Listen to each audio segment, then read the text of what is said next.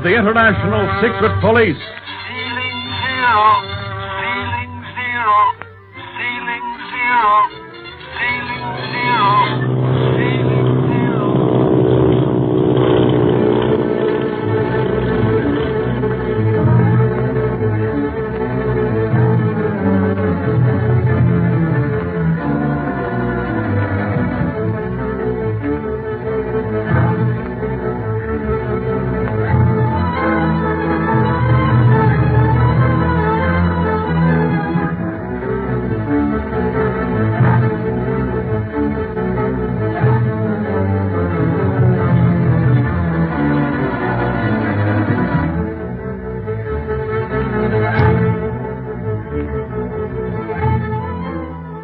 In the previous episode, you remember, though the flower boat which was smuggling Marcia Winfield away from her friends was searched by Clint and Barney, no trace of the girl could be found.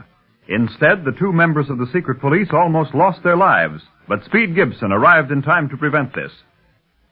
After the crew and members of the Octopus have been arrested and started back to Hong Kong under the supervision of Li Ying, the Hong Kong operator of the International Secret Police, Speed, Clint, and Barney go to the house of Bob Gilmore, who shared the adventure on the flower boat. He has already told them that Marcia's brother Larry was his best friend, and is about to go into more detail when the voice of the Octopus comes in over his shortwave set, warning Bob to be silent, to forget what he knows about Larry Winfield, that Marcia's life depends on his bad memory. This silences Bob, and the boys begin to wonder if he can help them after all. Gee, Bob, the Octopus gives warnings like that all the time. We don't pay any attention to him anymore. Nah, talk's cheap. Only time I start worrying about the Octopus is when he goes into action. But, Barney, that girl's life depends on me now. If it was just my life, I wouldn't hesitate. But now, I don't know what to do. Now, listen, Bob. I was up against the same thing a while ago when Marcia first disappeared. The Octopus told me the same thing he told you, that I'd never see her again if I continued the search for him. You mean he's holding her as a hostage? Yes, and Marcia's fate is determined this minute whether you tell us what you know or not. But before I go any further, are you sure that shortwave set is dead now? Yes, I checked it thoroughly after the Octopus signed off.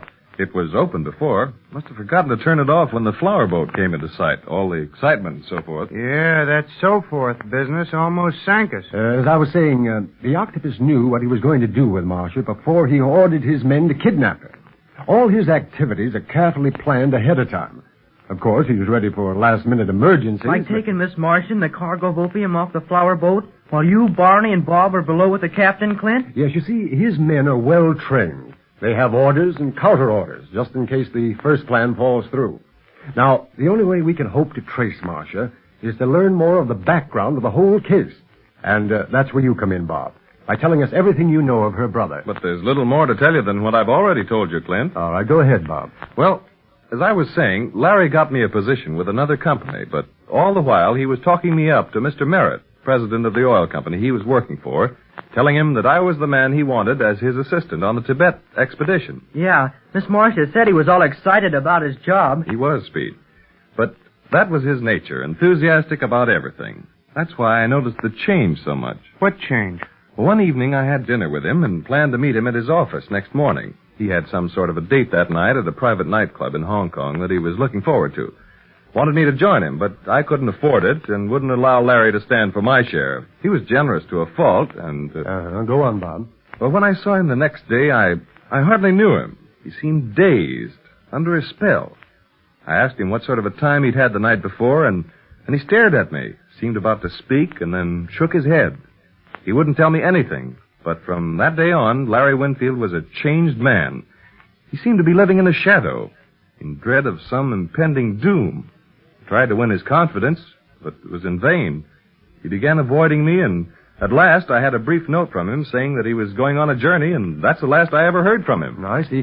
When did the Merritt Oil Company close its doors? About a month after that. Is Mr. Merritt still in China? No, I believe he went to England. His home was there. Gee, that doesn't help us much, does it, Clint? No, and yet Bob's information must contain some clue to Larry's whereabouts.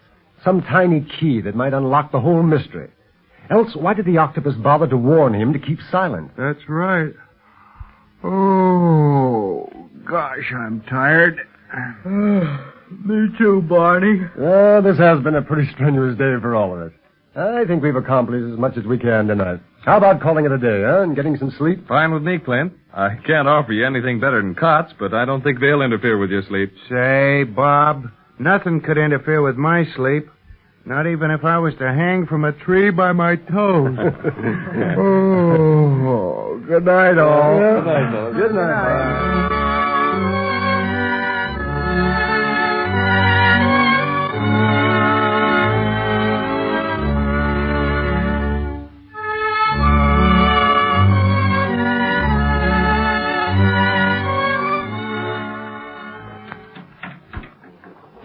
Bob, you're a magician, fixing up our plane like this in no time at all, ripping out one of them gas tanks and fixing up another passenger seat. It's pretty rough work, Barney, but it'll hold together until you get it back to Hong Kong for the finishing touches. Gee, it's swell that I can fly with Clint and Barney now. Well, I don't know if it is or not. But you get into more trouble when you're not with me than when you're with me, Speed. Oh, I guess it's all right. Oh, have you checked our shortwave set yet, Bob? Yes, working all right this morning. Can't find anything wrong. Well, that's funny. I'll say. We couldn't raise a thing on it in the air. That is nothing but the Octopus. I wish I had his evident knowledge of high-frequency sets. He seems to be able to do anything he wants with the wave bands. Has anybody seen the monkey wrench? Oh, the houseboy borrowed it. Remember? Want me to go get it, Barney? Yeah, would you mind? Not at all. I'll be right back. What do you want with a monkey wrench, Barney? Nothing. I just wanted to get rid of Bob for a few minutes so we could talk. Yeah, that's a good idea. This is the first chance we've had to discuss the idea of swearing Bob in as a member of the secret police. Will you have to do that, Clint? Well, if he's to work with us at all, yes, Speed. As you know, I cabled Chief Riley the latest developments in the case last night, and also asked him to send me all possible details concerning Bob Gilmore. Did you get an answer? Yes, I did. That was that little stroll I took this morning. Chief Riley cabled that Gilmore's reputation was okay when he left the United States. The particulars tallied with Bob's story in every detail. Then you'll swear him in, Clint? Yes, the chief told me to do as I saw fit. And I think we're going to need a man like Gilmore before we're through with this case. That's all I wanted to know. Then we won't have to make double talk about Li Ying being a tea merchant and so on. We can read him the cards as they fall. Yes. Will he come to Hong Kong then, Clint? No, not immediately. Bob may be of more service to us up here on the river than in Hong Kong. If he goes on as before, to all appearances, a young engineer, taking whatever work may come his way, he may hear something. But all the time, he can be working on a new plan of mine. What new plan? A survey of Tibet. Tibet? Then we're really going there? I don't know, Speed. But I want a good lay of the land in case we need it in a hurry. You mean we're going to Tibet after Larry Winfield? No, I'm not sure that we'll go there at all, Barney. But if the trail gets too hot, the Octopus may leave Hong Kong. And I've got a hunch he has another hideout somewhere in Tibet. Well, now, let's see. Are we all through here? For the time being. Well, all right, then let's go up to the house, then, and swear Bob into the secret police. Are you sure he's all right, Clint? Huh? Why, of course he's all right.